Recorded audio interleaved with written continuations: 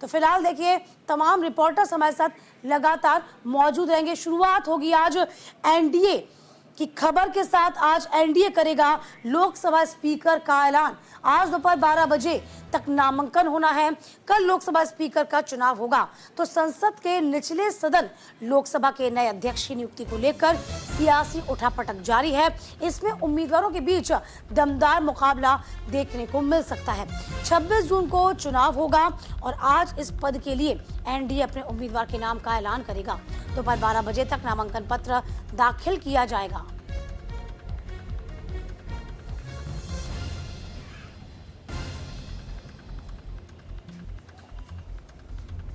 तो फिलहाल देखिए आज एनडीए लोकसभा स्पीकर को लेकर अपने दांव पेच चलेगा। 12 बजे तक नामांकन होगा। कल लोकसभा स्पीकर का चुनाव होना है। तो 12 बजे तक नामांकन दाखिल किया जाएगा। देखिए तमाम जो सांसद हैं आज शपथ ग्रहण करेंगे ही, लेकिन 12 बजे के बाद आपको बता दें कि नामांकन दाखिल करना होगा। तो संसद के निचले सदन लोकसभा के नए अध्यक्ष की नियुक्ति को लेकर सियासी उठापटक जारी। उम्मीदवारों के बीच दमदार मुकाबला। 26 जून को चुनाव होगा। आज इस पद के लिए एनडीए अपने उम्मीदवार के नाम का ऐलान करेगा।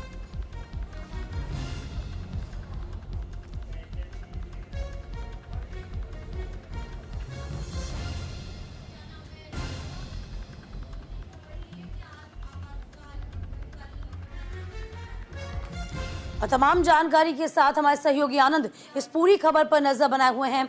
आनंद देखिए आज का दिन भी बहुत खास। आज लोकसभा स्पीकर का ऐलान होगा। देखिए 12 बजे तक नामांकन दाखिल करना होगा। जो रणनीति की बात करते हैं हम, दोनों ही पार्टियों की क्या रणनीति रहने वाली है, विपक्ष की क्या रणनीति रहने वाली है, एनडीए की क्या रणनीति रहने वाली है, क्या लगता है आपको? देखिए दीपिका, अगर बात की जाए आज के दिन की, तो आज कई सांसदों की जिनकी अभी तक शपथ ग्रहण नहीं हुआ था उनका शपथ ग्रहण होगा। और उसके साथ साथ आज एनडीए अपने स्पीकर के उम्मीदवार का ऐलान किया जाएगा। जो हमारे सूत्र बता रहे हैं वो ओम बिरला, जो कि 17वीं लोकसभा स्पीकर के तौर पर कार्यरत रहे, जिनसे कार्यशैली से कहीं ना कहीं एनडीए या कहीं बीजेपी खुश थी, उनको एक बार फिर रिपीट किया जाएगा। यानी 18वीं लोकसभा में भी स्पीकर ओम बिरला हो सकते हैं, जिसका ऐलान लगभग 11 बजे के आसपास कर दिया जाएगा।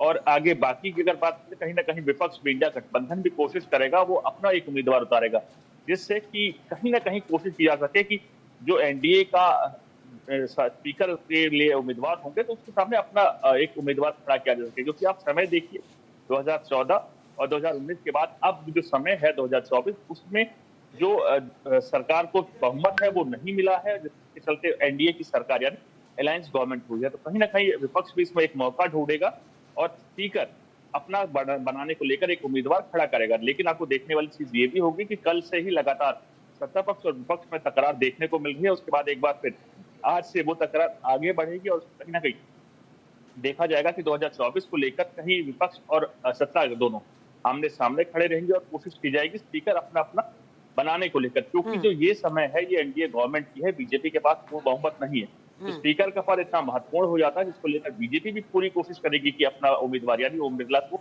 जो कि हमारे सूत्र बता रहे हैं कि उन्हीं को एक बार दोबारा बीजेपी रिटेन। देखिए आनंद, हम ये भी देख पा रहे थे बीच में, बिल्कुल बीच में हम ये भी देख पा रहे थे कि चंद्रबाबू नायडू भी चाहते हैं, यानी कि टीडीपी भी चाहती है कि जो स्पीकर है उनकी पार्टी का बने। क्या अभी तमाम चीजें सॉर्ट हो चुकी हैं एनडीए के भीतर, या फिर अभी भी सुगबुगाहट है? देखिए दीपिका, इसको लेकर पहले ही तमाम अलायंस बता दिया गया था कि जो बड़े पोर्टफोलियो होंगे या जो बड़े पद होंगे वो बहुत इंपॉर्टेंट हो जाते हैं इस वक्त, क्योंकि गवर्नमेंट पूर्ण मेजोरिटी के साथ नहीं है अलायंस की गवर्नमेंट। और स्पीकर का पद इस गवर्नमेंट में 2024 में जो जनता का निर्णय हुआ है उसमें बहुत महत्वपूर्ण हो जाता है। कोई भी दल इधर से उधर जाता है तो उसमें स्पीकर का सबसे बड़ा दायित्व होता है। इसको लेकर बीजेपी हर संभव कोशिश कर रही है कि स्पीकर का पद उनके पास रहे। और यही कारण है कि हमने तमाम अलायंस है। टीडीपी की बात की जाए तो टीडीपी पहले खुद स्पीकर का पद मांग रही थी, तो उनको साफ बीजेपी ने इनकार कर दिया कि स्पीकर हमारा होगा, आपको अगर चाहिए तो डिप्टी स्पीकर का पद हम आपको ऑफर कर रहे हैं। जिसके बाद टीडीपी कहीं ना कहीं माना जा रहा है कि मान चुका है स्पीकर के पद को लेकर बीजेपी ही अपना उम्मीदवार खड़ा करेगी और डिप्टी स्पीकर पे हो सकता है कि टीडीपी से खड़ा किया जाए, और बीजेपी की तरफ से है वो बताया जा रहा है कि ओम बिरला हो सकता है। जो सूत्र हमारे बताने कि एक बार फिर रिटेन करेंगे, और इस समय आपको समझना होगा ये समय बहुत महत्वपूर्ण है, और यही कारण है कि बीजेपी कोशिश कर रही है हर महत्वपूर्ण पद पर उनका ही व्यक्ति बैठा, और स्पीकर बिल्कुल, जैसे देखिए पद पर यही जो हम कि जब कह रहे हैं LIC आनंद, गवर्नमेंट लगातार जो बड़े विभाग हैं, चाहे 2024 का जिक्र करें, 19 में देखें, या फिर 2024, या फिर हम 14, 19 और 24 को देखें, तो तमाम जो बड़े विभाग हैं, मंत्रालय हैं, बीजेपी ने अपने पास रखे हैं। इस बार भी वही हाल हुआ कि बीजेपी ने तमाम जो बड़े मंत्रालय थे अपने पास ही रखे। 10 के 10 विभाग उन्हीं के पास में हैं जो बड़े हैं।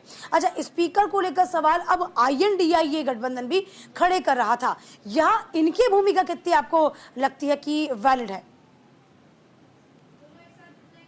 देखिए दीपिका, अगर बात की जाए डेमोक्रेसी की यानी लोकतंत्र की, तो वहाँ एक चीज भी स्पष्ट फॉर्मूला होता है कि अगर आपके पास मत है या तो कहें आपके पास वोट है, तो आप अपने किसी भी पद पर अपने उम्मीदवार को बैठा सकते हैं। लेकिन जो वोट होगा, जो अभी आप नंबर देखेंगे, जो जादुई आंकड़ा है, वो बीजेपी यानी एनडीए के पास है।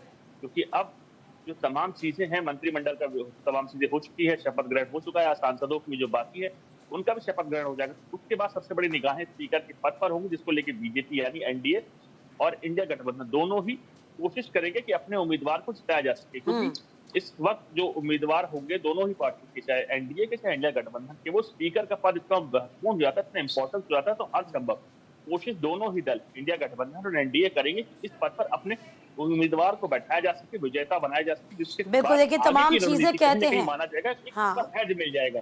बिल्कुल, देखिए वही तमाम चीज़ें कहते हैं ना, इतिहास कहीं अपने आप को दोहरा ना जाए, इसकी भी कहीं ना कहीं संभावनाएं बनी रहती हैं।